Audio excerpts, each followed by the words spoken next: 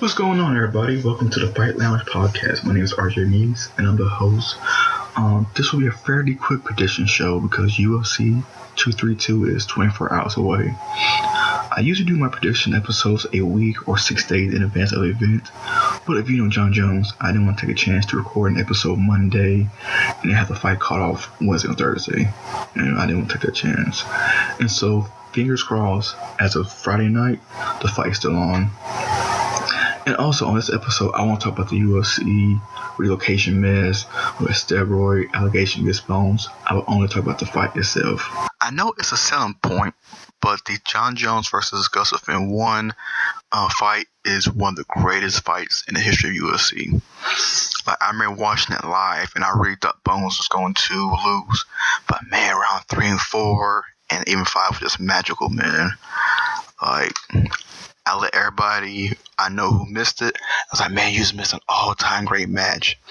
But sadly, that fight was 5 years ago, and I personally think that this rematch should have happened 3 or even 4 years ago. People forget that fight, both Jones and Gustafsson both went to the hospital, and that's how. Well, not bad of a fight. That's how great of a fight it was that both men was badly beaten. That they both had to go to the hospital. I mean, neither went to the post press conference. But the reason why I say I think it's a little bit late because that fight was so great and it had everybody buzzing for it. It should have been an immediate rematch.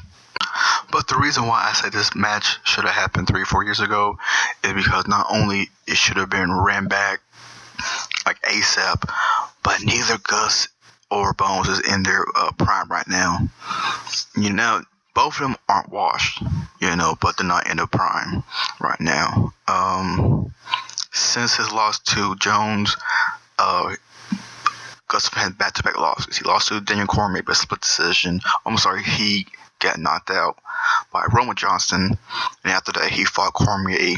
Lost via split decision for the UFC Light Heavyweight Championship, which was also a close fight. I think I had Gustafsson winning round 4 and 5, or 3, or something like that. But Cormier won 3 rounds, Gustafsson won 2. It was close, but he lost another one. And injuries has hurt Gustafsson.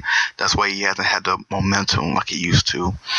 Gustafsson is currently on a 2-fight winning streak, but one of them is against Glover. And Glover's one of the guys who I will say needs to hang it up soon. He just not. I didn't get the hype when he came in the UFC, but he's definitely a guy who I say he fell off. He fell off the map. For a contender wise, I should say, maybe not completely, but he's no longer a contender. So when Gustafsson knocked him out recently, it wasn't that very impressive to me. And the reason why I think Bones isn't in his prime because of the constant suspensions, so taking a year off, the constant body change. If it is true that he uses steroids, his body has changed since the first allegation. He was real jacked up against the OSP fight, then he leaned down, and then I think when he fought Cormier, he bulked back up, and then Gustafsson, he's more leaner. So his body literally is going up and down, up and down. And his fighting style, I hope he has evolved. That's another thing. I don't know, man. I think for being a great fighter, as Bones was, you got to be active. And Bones used to be active. And like I say, every year since 2014, he's had 1 fight per year.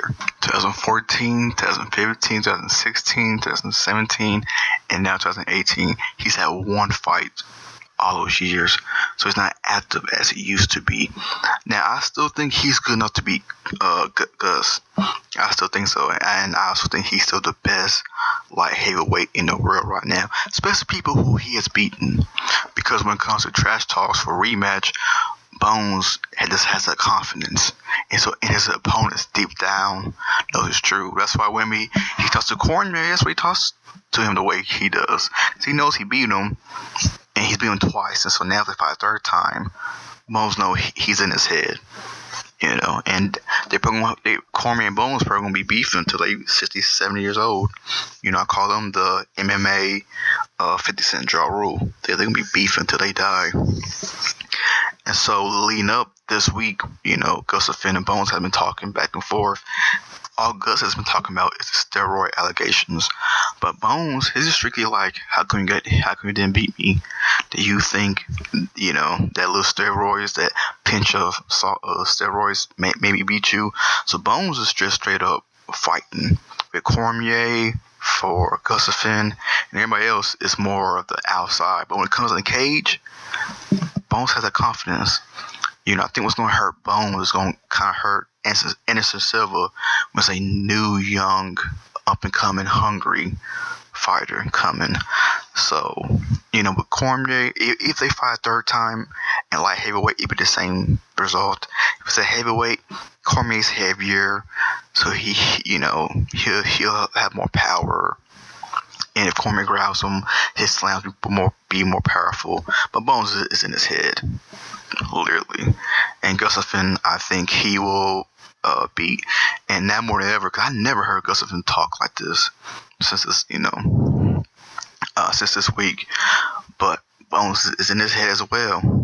And so, with that, my prediction is John Bones Jones, round 3, TKO. The co-main event and arguably the more important fight of UFC 232 is Amanda Nunes versus Cris Cyborg. Both fighters are fierce, both are dominant, and both are coming to fight. I'm really excited about this fight because I don't know what to expect, which is a good thing, meaning the fight won't be boring and it won't be predictable. But I think the strength of Cyborg will be too much for Nunes, even though Nunes does have great striking of her own. I just have this fight going to the judges, with Cyborg getting the victory, and getting the victory via unanimous decision or split decision, and officially being crowned the greatest women's champion in the history of the UFC and the history of mixed martial arts. If it wasn't for Jon Jones and the UFC 232 relocation mess, the crazy story coming out of this Saturday's fight, or this Saturday's event, will be that 40-year-old BJ Penn is still fighting. He's fighting on the prelim card that you can catch on Fox Sports 1. I just find it crazy, man, because his last 2 performances, man, was just sad. It was sad. It, cringe-worthy, man. And it's funny how he criticized Oscar De La Hoya for letting Chuck Liddell fight when he literally had a Chuck Liddell situation on his hand with BJ Penn. If you don't believe me, then watch BJ Penn's fight against Yair Rodriguez. I was watching it live. I believe it was on Fox. It was even on Fox as far as Fox Sports 1. But, man, I wanted the coach to throw in the towel, man. BJ looked so small. He looked so frail.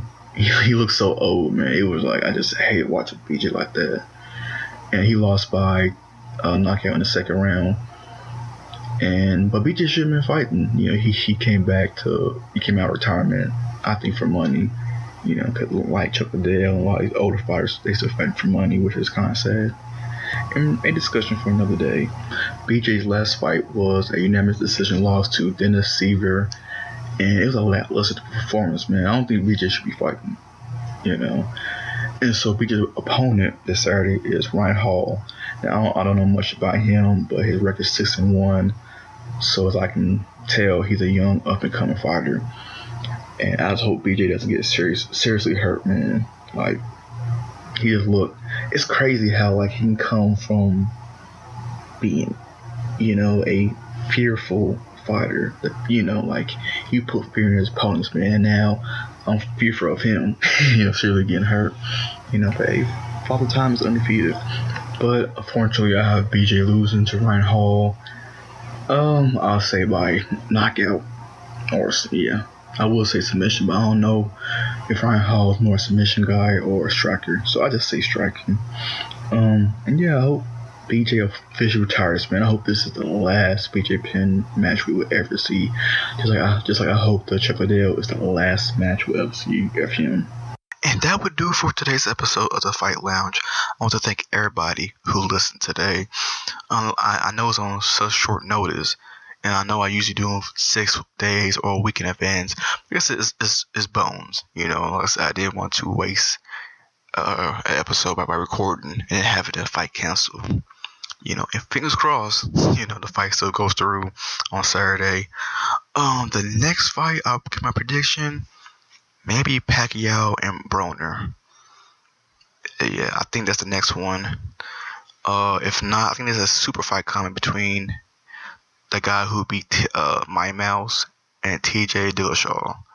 So whichever one comes first, either super fight between the featherweights and lightweights, or Pacquiao and Broner. That will probably be my next episode. So yeah, follow us on Fight Lounge on IG, Twitter, and YouTube. I will say subscribe to my YouTube channel. I try to post content daily on there. And just type in, we'll search Fight Lounge on Twitter, IG, and YouTube. I should have all links to the description. So yeah, I'll see you guys next time. Peace.